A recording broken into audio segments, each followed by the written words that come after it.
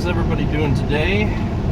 It's really hot out today. Man, it's supposed to be hot the next week and a half, something like that. And holy crap, here it's supposed to be fall. Well, I mean, sort of. Yeah, flu shots. I'm probably going to get one next week. Kids are going back to school, and that means they're going to be catching everything under the sun. So I know it takes 2 weeks, but usually around the end of September is when we start to get the crap from the kids after they've settled in. It seems like they, obviously kids don't know how to cover their mouth or wash their hands. The best intentions for the kids, but kids will always be kids. It's the way that it works. So, yeah, I kind of wanted to talk about a conversation that kind of struck up off of YouTube with my brother-in-law. We were talking a little bit about something. He was showing me some videos on YouTube of these cars being basically beat to hell and on purpose, and he was really enjoying it.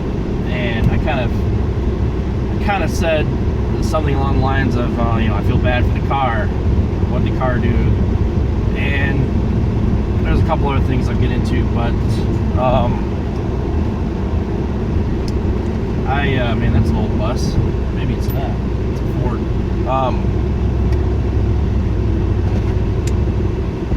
So I have this weird kind of, I guess,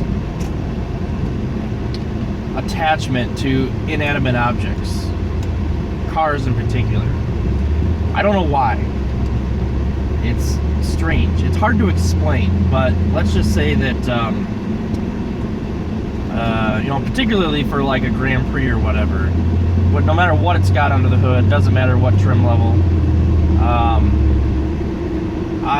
if I saw somebody beating up on their Grand Prix or their 3800 or something like that, they're taking it out in the field and just beating the crap out of it, I would actually feel bad for the car. I mean, it just sounds weird. I know that most people don't feel that way at all, but I kind of do. And I realize that automobiles are manufactured, but I remember seeing a video, it actually wasn't that long ago, where this guy was selling his 06 or 07 GXP, and it sounded really bad. It was just horrible, and the check engine light was on, but it was flashing, and that usually means a dead cylinder, completely dead. That's more serious of a check engine light than just having the SES light on. When it's flashing, then it's critical. And I had this feeling of feeling bad that this guy was driving it as if, because he has a little bit of a video. Here's the acceleration. It's like all I can hear is metal on metal on metal, and he's just driving it around like nothing. I'm thinking to myself, man, that car is crying out to you to not drive it hard, to get it fixed, and you just, who cares? And again, I realize that most people don't care about those kind of things, and who cares? It's an A and B thing, and yes, you can become attached to like a new Corvette or a brand new car that you just bought and you intend on keeping it forever or something. Of course you become attached to it, just like anything else that you collect or whatever. But after watching that video, I just thought, man, I feel so bad, because the car, like I said, is just saying, hey, I'm broke and you're making it worse, fix me, please. So I don't know, I've got that weirdness, I guess. I have that weird attachment to cars, and I've watched plenty of videos on YouTube, people redlining their motors and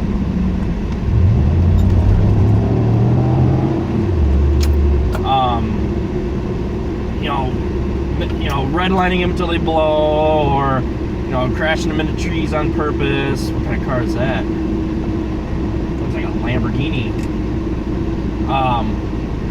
So I've seen all those videos, and I guess I'm under the opinion that I don't care how old it is.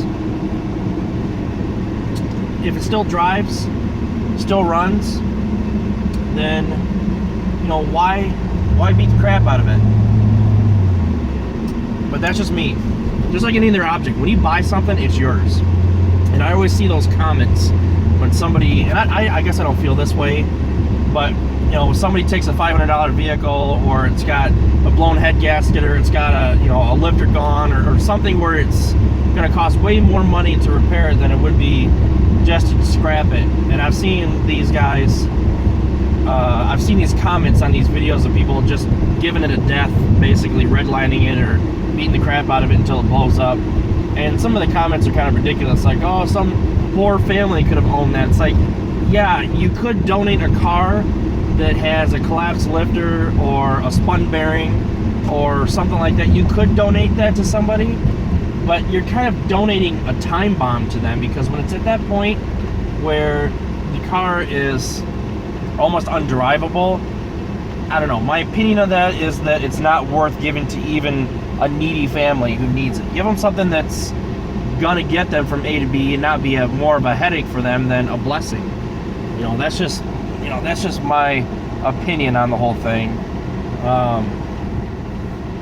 I don't know. It's weird. It's really weird, because I just have this attachment towards automobiles. I just do. I had a buddy in just out of high school. Well, actually, I was still in high school, but it was one of my first jobs, and he had a it was a Chevy. It was a 1500. I don't remember what year it was. It was like a 92, a 93, something like that. And he would do reverse drops or park drops, or however you want to call it. Basically, he'd be parked, and he would rev it all the way up to maximum, and then he would put it in drive. And that was back before the safety would not allow that to happen. And so he would beat the shit out of that truck. And I can remember the times when he would do burnouts in the parking lot, just beat the crap out of it, all for fun. And that's fine. He owned it. But I just remember, I remember thinking to myself, man, you know, what'd the truck do to you? And eventually, believe it or not, it wasn't the transmission that went out on that thing, it was the rear end went out. So when that happened, when the rear end went out, he ended up getting rid of it, I guess. But I remember seeing the ad in the paper for it, and it was like a clean 1500 pickup truck, Chevy, no rust, which it didn't have any rust. Well taken care of. I'm thinking to myself, oh my god, no way was it well taken care of. Probably hadn't had the oil changed in a year, and you know, beaten up on it all the time. I mean, it was just, there's no way that transmission would have lasted much longer. There's just no way. And I just felt bad for the truck. It's like, I realized that he owned it. He can do whatever the hell he wants to. Crash it into a tree, you know, take a lighter to it, whatever he wanted to. But I just felt bad for the truck. I don't know. Is that weird? Do you guys think that's weird? I just felt horrible, because I don't know. It's not like I believe that the vehicle has a soul or anything, or a personality or whatever. But it's just, I don't know. It's strange. I just have this connection to cars, I guess. I should have been an auto mechanic, is what I should have been. You know, I know enough about cars to work on them, but I'm not any kind of certified mechanic of any kind, so whatever. But yeah, so strange, huh? But I think I get that from my dad, because my dad always lusted over vehicles, and he always took really good care of his cars and trucks. And my uncle had, I believe it was an Oldsmobile. It was an Olds 88, but it was like a 1976 or 75. And he drove it when he was in college. And I could remember I was probably 5 or 6 years old at most. I can remember my uncle would drive. He went to Michigan State. He drove that thing, and there was one time where I can specifically remember that my dad and I were out. This is before cell phones and all the other stuff. My dad and I were out, and we I don't know. It's funny, that truck up there looks like my dad's truck that he drives. I don't know, that might be him. It's funny because we were out driving. We were going down through campus for some reason, and we saw my uncle's car sitting on the side of the road. Yeah, that's not him. Sitting on the side of the road, the flashers on, the hazards on, and my dad stopped, pulled over, stopped. I guess my uncle went down to, like down the street to a McDonald's or something to call. We weren't quite downtown MSU, it was just outside, so we went down to McDonald's or whatever. He was going to call my dad. So my mom ended up telling my dad, oh, no, he's gone doing whatever. Well, of course, when my uncle came out and saw my dad's truck parked behind there, he was like, oh my God. So we, with chains, towed that car all the way home. It was like a 12-mile drive with chains, okay?